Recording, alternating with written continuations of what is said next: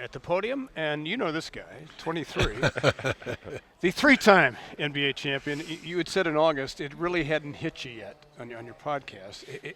For me, it's still surreal, and maybe once camp starts, then you go move on. But is it still in that mode? Yeah, absolutely. I've had if you want to call it a summer, it's been a great summer to be able to spend a lot of time with my family and friends and things of that nature. But it still hasn't hit me, and hopefully, I think ring night, opening night, when we get those rings, I think that's the night that it'll probably finally hit me. Hopefully.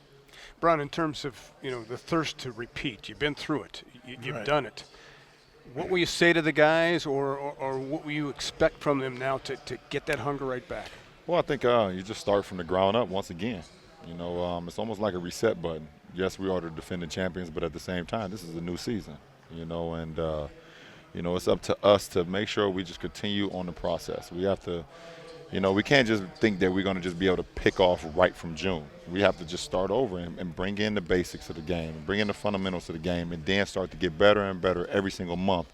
I think that will help us develop that instinct. But at the same time, we have to understand that even last year, even when we weren't defending champions, teams going to come at us, and we got to be ready for that.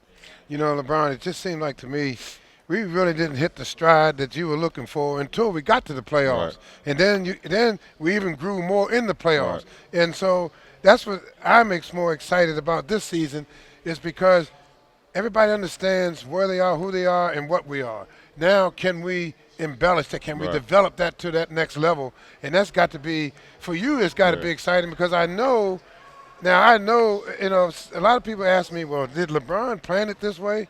Because now you've gone, you come back, and now you have guys to support you and help you win your championship. Is that something that you kind of think about at times, or is that something that you help develop? Right. I mean, you're right, AC. I mean, we didn't hit our stride into the playoffs, and it took a lot out of me, because I'm, you guys know I'm not a very patient guy. And I want the process to happen. But I followed my judgment. I followed my leadership qualities, and I was able to finally get through the guys, in the playoffs. And those guys, they picked me up. Kyrie and KF throughout the postseason, doing what they was able to do throughout throughout those series versus Detroit and Toronto and Atlanta, and also all the way to the finals and versus Golden State. So, I love the fact that we have our group back. For the most part, we hated to see Ximo go and hated to see Delly go, and we know Mo is is calling it quits, and we lost Sasha from last year as well. But for the most part, we have our core back, and we're very excited about that, and get going. Right. Bron, aside from you crying on the floor, because that's when I totally lost it. I was right there with you. But I'll never, ever, ever, ever, ever, ever forget the block. Yeah. None of us will. Greatest moment. Look at it again here. I mean, how many times have you watched it, and even are you in awe of what happened? I've seen it, quite a few times, from either just watching replays of the game, or it coming back on television, or, being at the ESPYs with my teammates, and, they showed it as well. It was a defining moment, not only in Cleveland history, Cleveland sports history, Cleveland Cavs history, but for me to have a defining moment making a defensive play, that means a lot to me, because I take that side of the floor very seriously, and having one of my staple plays, and that's getting back and having a game-changing block. And, that right there, helped us bring that trophy. As an ex-player watching the whole sequence, JR gave you an extra count by slowing the guy up. Yeah.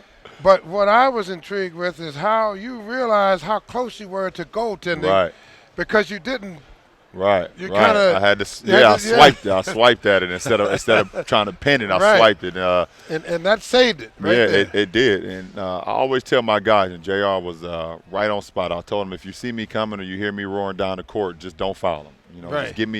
Just make the offensive guy just change his projection just a little bit, and it's gonna give me a little time to get it. And my only thing when I was getting back on D, and I was looking at the clock, and I was looking at the play develop, I was like, okay, I know I can get there. You can get there and just hopefully the ref just don't call goaltend. Yeah. Because it was still over 2 minutes and it's not a reviewable play. And the look on your face. Yeah, right. And I was like, and then once I got the block and I landed, I was like, oh, I didn't hear the whistle.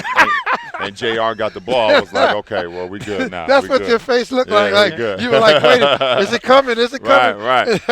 So We we're all good. know there's only one person on the planet that could pull that off the way this guy does, the author of the chase down.